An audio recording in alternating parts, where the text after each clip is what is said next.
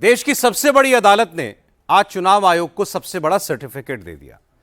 सरकार विरोधी ताकतों को एक बड़ा झटका लगा। मोदी विरोधी मोर्चे के सारे नेता राहुल गांधी, ममता बनर्जी, अखिलेश यादव, तेजस्वी यादव, उद्धव ठाकरे, स्टालिन सबके सब हक्के बक्के रह गए। एसआईआर मतलब स्पेशल इंटेंसिव रिवीजन बिल्कुल सही है, कानूनी है, होना ही चाहिए और आगे भी होगा। सुप्रीम कोर्ट ने आज नो इफ नो बट सीधा सीधा फैसला सुनाया। मतलब एसआईआर के नाम पर पिछले 314 दिनों से राहुल, ममता, अखिलेश, तेजस्वी जैसे नेता जो कुछ भी कह रहे थे, फैला रहे थे, वो सिर्फ अफवाह थी और कोरी कल्पना थी। सब मिलकर पब्लिक को गुमराह कर रहे थे। बिहार का इलेक्शन भी बिल्कुल सही वोटर लिस्ट से हुआ, बंगाल का इलेक्शन भी बिल्कुल ठीक वोटर लिस्ट के हिसाब से हुआ और आगे उत्तर प्रदेश का चुनाव भी बिल्कुल सही वोटर लिस्ट से ही होगा। राहुल गांधी जैसे नेता जो वोट चोरी का नारा लगाया करते थे, बात बात पर प्रेजेंटेशन दिखाया करते थे, वोट चोर, गद्दी छोड़ हैशटैग घुमाया करते थे, वो सब फर्जी निकला। आज वो तारीख आ गई है जब घुसपैठियों को बचाने वाली फोर्स को पूरी तरह से एक्सपोज किया जाए। एसआईआर, एसआईआर, एसआईआर, एसआईआर 314 दिनों तक नॉन स्टॉप मोदी के सियासी दुश्मनों ने एसआईआर, एसआईआर, एसआईआर चिल्लाया, वोटर्स में भ्रम फैलाया, झूठ फैलाया, मगर आज सबका झूठ पकड़ा गया। मोदी पर राहुल गांधी का एसआईआर वाला ब्रह्मास्त्र फेल हो गया। वोट चोरी वाला एजेंडा पंचर हो गया। वोट चोरी, वोट चोरी, वोट चोर, वोट चोर, वोट चोरी, वोट चोरी, वोट चोरी, वोट चोरी, वोट चोरी करते हैं, वोटर चोरी। वो वोट चोरी करते हैं, वोट चोरी नहीं करने देंगे। राहुल ने 44 हफ्तों तक लगातार वोट चोर, गद्दी छोड़, वोट चोर, वोट चोर यही टेप फुल वॉल्यूम में बजाया। राहुल का ये एजेंडा भी आज पूरी तरह फ्लॉप हो गया। राहुल मोदी के खिलाफ एटम बम लेकर आए, फिर हाइड्रोजन बम लेकर आए। राहुल का हाइड्रोजन बम भी फुस हो गया। पहले एक झूठ, फिर दूसरा झूठ, फिर तीसरा झूठ, फिर चौथा, पांचवा, छठा झूठ। विपक्ष हर रोज एक नया झूठ लेकर आया। राहुल ने कभी हाथ में कागज दिखा दिखाकर लहराया, वोट चोरी का डेमो दे देकर मोदी के खिलाफ माहौल बनाया। कभी वोट चोरी पर रैप सॉन्ग निकाला, कभी संसद भवन के बाहर एनडी अलायंस वालों ने एसआईआर को मोदी के खिलाफ सियासी हथियार बनाया, तो कभी महाराष्ट्र में, कभी बिहार में, कभी बंगाल में राहुल ने वोट चोरी वाला झूठा नैरेटिव बनाया। मगर आज राहुल और एनडी के हर झूठे नैरेटिव पर फुल स्टॉप लग गया है। एसआईआर पर राहुल गांधी के इंडिया अलायंस के लगाए गए सारे आरोप निराधार साबित हुए। मोदी विरोधी नेताओं का वोट चोरी वाला एजेंडा 100% फर्जी निकला और अब इस पर सुप्रीम मोहर लग गई है। सुप्रीम कोर्ट ने चुनाव आयोग के एसआईआर करने के अधिकार को बरकरार रखा है। देश की सर्वोच्च अदालत ने कह दिया कि एसआईआर कराना चुनाव आयोग का अधिकार है और इस प्रक्रिया में कहीं कोई खामी नहीं है। सुप्रीम कोर्ट ने यह भी कहा कि चुनाव आयोग ने एसआईआर कराने के जो कारण बताए थे, जैसे 40 साल बाद रिवीजन, बड़े पैमाने पर नाम जुड़ना या कटना, शहरों में बड़ी आबादी और माइग्रेशन, वो बिल्कुल सही और जरूरी थे। बिहार और बंगाल के चुनावों में राजनीतिक दृष्टि से करारी हार मिलने के बाद अनाप शनाप अनर्गल बयानों को देने के बाद भी जनता के द्वारा किसी भी प्रकार का जन समर्थन न प्राप्त करने के बाद आज सर्वोच्च न्यायालय ने एसआईआर स्पेशल इंटेंसिव रिवीजन यानी विशेष गहन पुनरीक्षण की प्रक्रिया को पूर्णतः संविधान सम्मत सिद्ध कर दिया है, स्वीकार कर दिया है।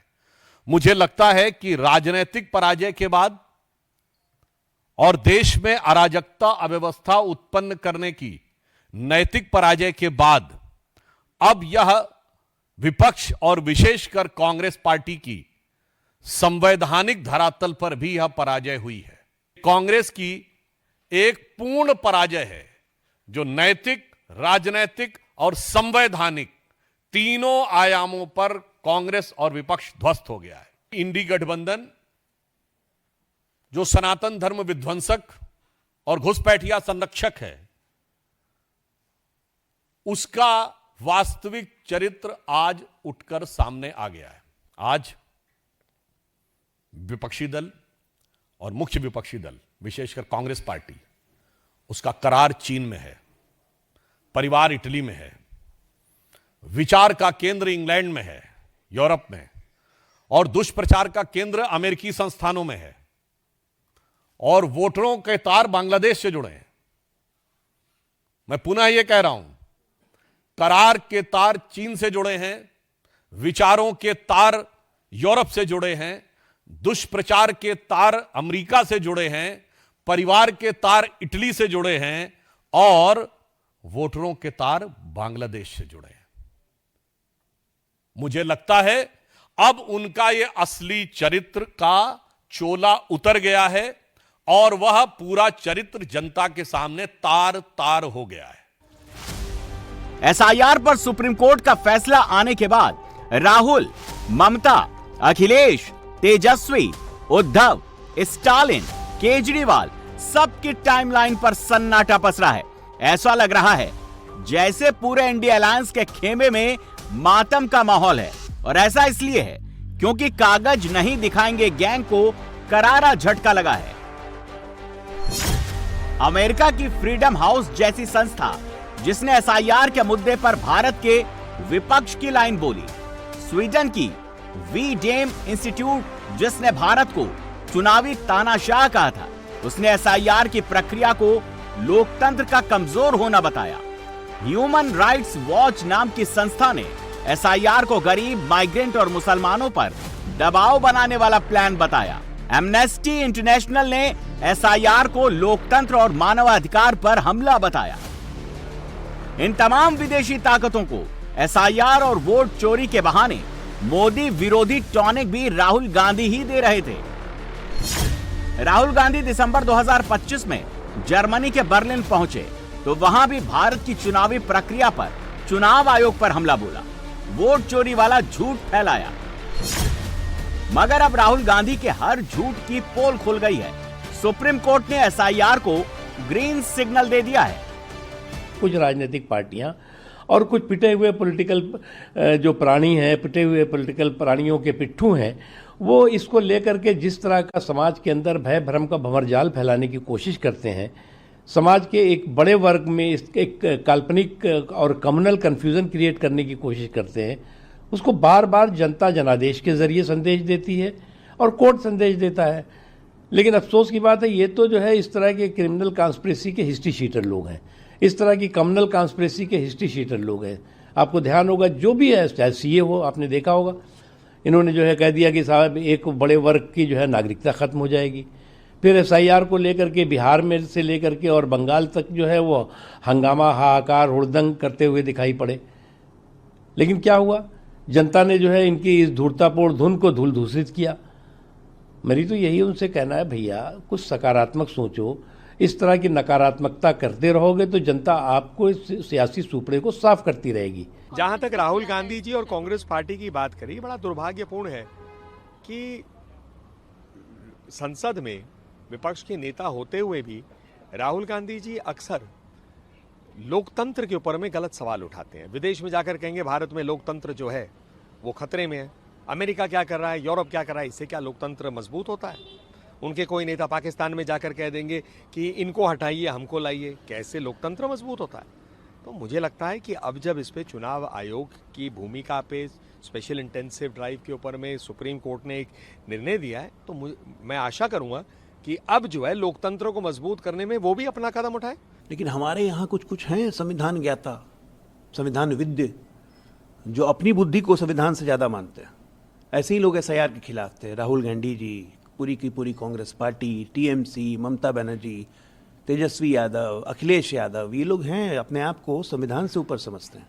समस्या ये नहीं है कि विरोध करना है, समस्या ये है कि अपने संवैधानिक संस्थाओं का सम्मान नहीं करना है।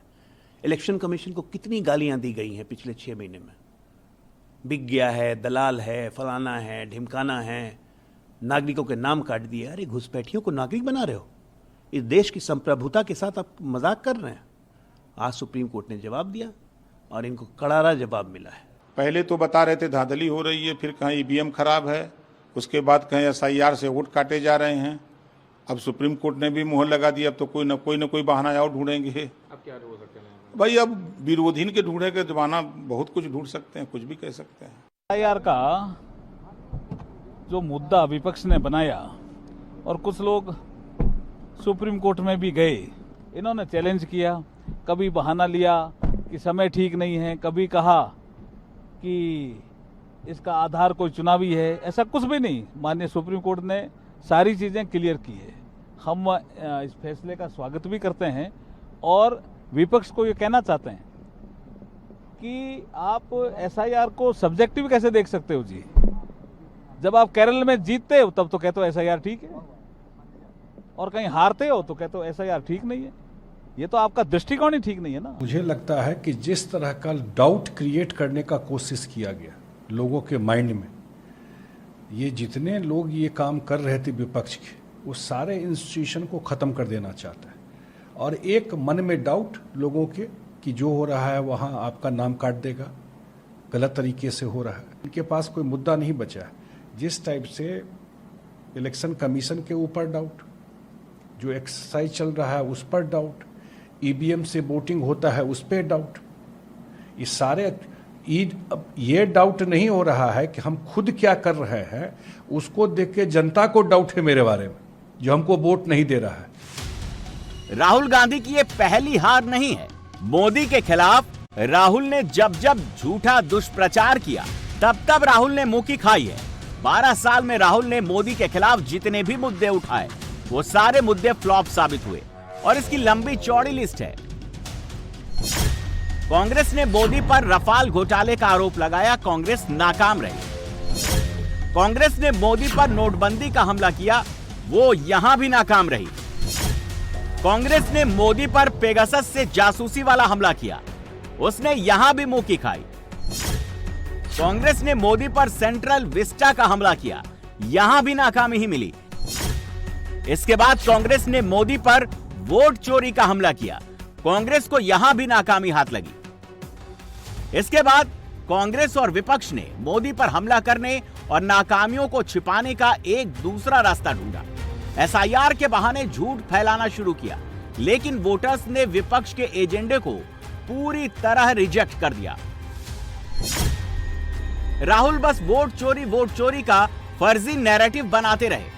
मोदी महाराष्ट्र भी जीत गए, बिहार भी जीत गए, दिल्ली भी जीत गए, असम से बंगाल तक मोदी हर जगह जीतते चले गए।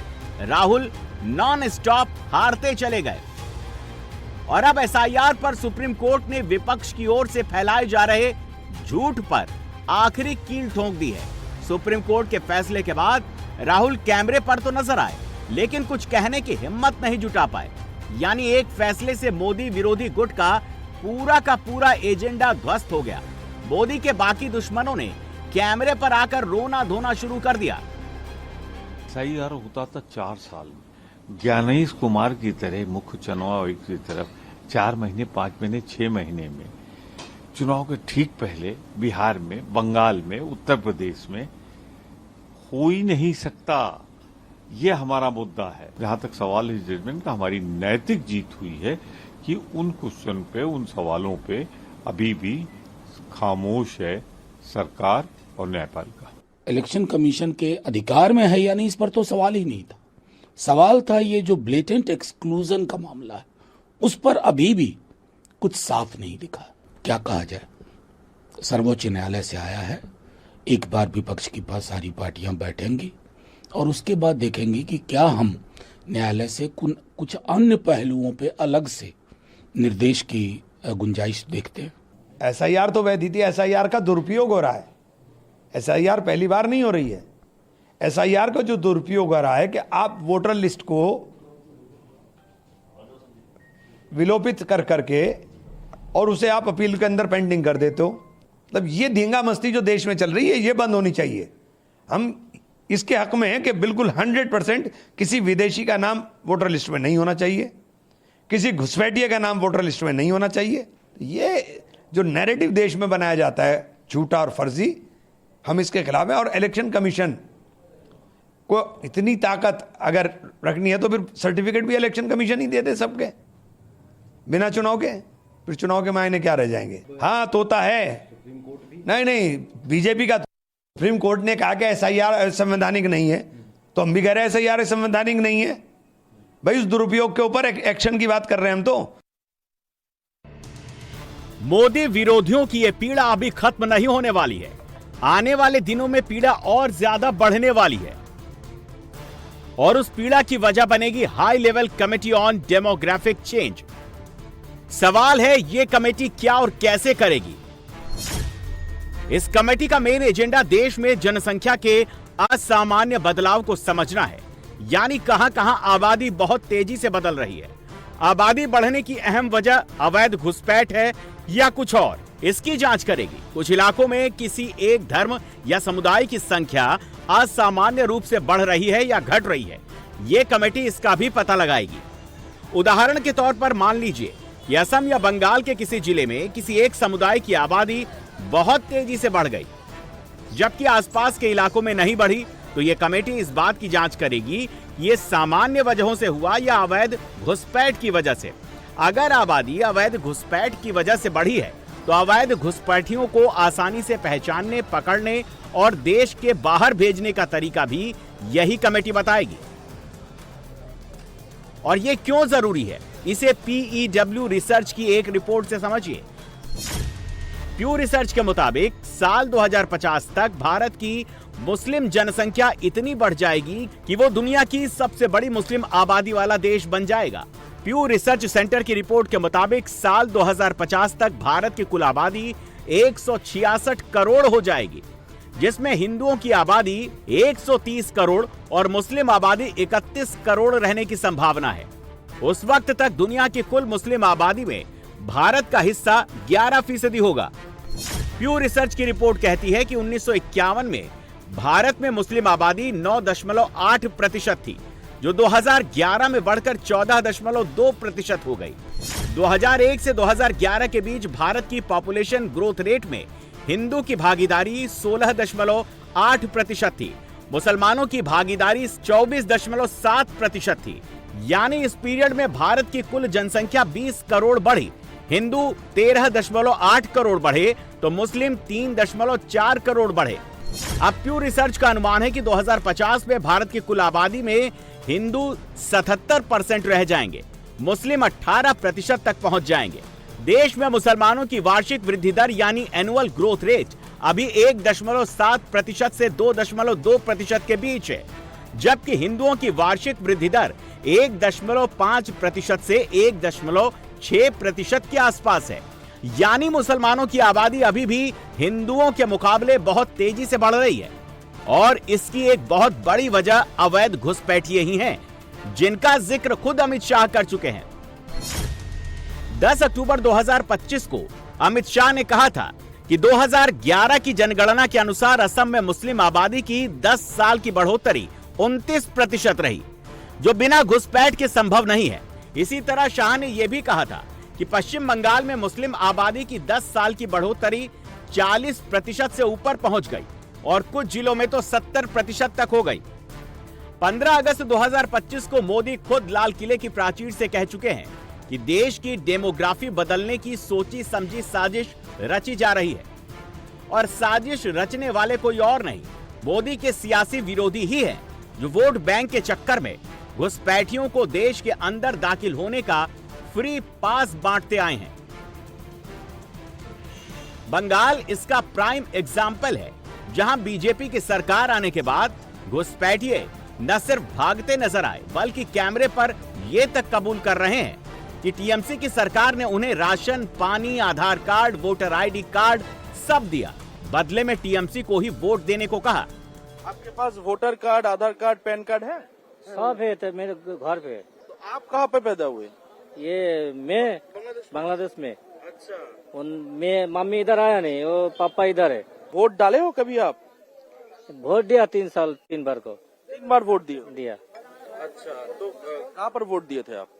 ये बार तो दिया नहीं भाई। इस बार नहीं दिया वोट? नहीं, ये बार ये तो ये बार वोट का टाइम है, इधर नहीं। किस साल में वोट डाले थे? 3 साल को 3 महीने का दिया, 3 बार का। अच्छा, मतलब 21 साल में जो वोट हुआ विधानसभा, उसमें वोट डाले थे? दिया। अच्छा, किसको वोट डाले थे? ममता बनर्जी का, टीएमसी को। हाँ। तो यहाँ पर आपके सभी डॉक्यूमेंट है? क्या क्या डॉक्यूमेंट है? Aadhaar card, I card, ration card, वैसे की बोले, वोटर कार्ड, सब कुछ है। फिर अभी जो ये सरकारी योजना मिलता था, लक्ष्मी भंडार, ये सब मिलता था? हाँ, मिलता है। अच्छा, तो क्या बताना चाहेंगे? तब वापस क्यों जाना चाहते हो? अभी नतून सरकार आया, वो बोलता है नहीं रखेगी। SIR में नाम है ना, नाम कट गया? कट गया। SIR में नाम कट गया। अच्छा, इसी वजह से जा रहे हो? हाँ। वोट डालते थे? हाँ। सिर्फ असम और बंगाल ही नहीं, झारखंड के संताल परगना में भी आदिवासियों की आबादी तेजी से घट रही है। मुसलमानों की आबादी तेजी से बढ़ रही है। 1951 में यहां आदिवासियों की आबादी 44.67% थी। मुस्लिम आबादी 9.44% थी। 2011 में आदिवासियों की आबादी 28.11% रह गई। मुस्लिम आबादी 22.73% पर पहुंच गई। डेमोग्राफी के इस बदलते ट्रेंड की बड़ी वजह मोदी विरोधी इकोसिस्टम की वोट बैंक और तुष्टीकरण वाली राजनीति है। हम लोग तो पिछले कई सालों से चिल्ला रहे हैं। मैं तो रांची का सांसद हूं। मैं तो 2018 से 17 से चिल्ला रहा हूं कि रांची में 1 लाख बांग्लादेशी मुसलमान घुसपैठिए हैं, उनको तो छोड़कर जाना ही होगा। अब संथाल में डेमोग्राफी बदल गई। संथाल की क्या स्थिति हो गई है? जो बांग्लादेशी शरणार्थी, जो बांग्लादेशी घुसपैठिए चाहेंगे, वही सांसद विधायक बनेगा। क्या जायज है? क्या यही SIR छोड़ के जाना होगा? अब जो डेमोग्राफी बदली है, वो चुनौती है कि हमारा नुमाइंदा कौन हो। ये बांग्लादेशी मुसलमान घुसपैठिए तय करेंगे कि भारत के नागरिक तय करेंगे? अब इसीलिए देश के आदरणीय गृहमंत्री ने स्पष्ट कहा है, देश में एक भी घुसपैठिया बचेगा नहीं, उसको भारत छोड़कर अपने देश जाना ही होगा। काम कुछ नहीं करना, चुनाव के समय भी मन लगाकर कोई काम नहीं करना, फिर बाहर से जाकर कुछ बातें अनाप शनाप बोल देना और फिर यह सोचना कि उनको चुनाव जीत लिया जाएगा। मुझे लगता है देश की जनता यह समझ रही। तो मैं उनके लिए कहना चाहूंगा इस निर्णय के बाद कि वो पैरवी तो झूठ की करता चला गया, बस उसका चेहरा उतरता चला गया। वो पैरवी तो झूठ की करता चला गया, बस उसका चेहरा उतरता चला गया। रंगत समझ में आई मगर आई देर से, कच्चा था बहुत रंग उतरता चला गया। हिंदुस्तान की डेमोग्राफी बदलने वाली इस साजिश के एक पार्ट का खुलासा SIR से हो गया। अब दूसरा खुलासा high level committee on demographic change करेगी और उस खुलासे के बारे में सोच सोच कर ही ND अलायंस की टेंशन अभी से बढ़ने लगी है। तभी तो लालू यादव पोते इराज के जन्मदिन पर गाजियाबाद में INDI alliance unit of opposition दिखाने के फिराक में है। राहुल, अखिलेश, ममता, केजरीवाल सबके आने की खबर है। ये कुछ और नहीं, नरेंद्र मोदी के हाथों एक और करारी हार का डर है।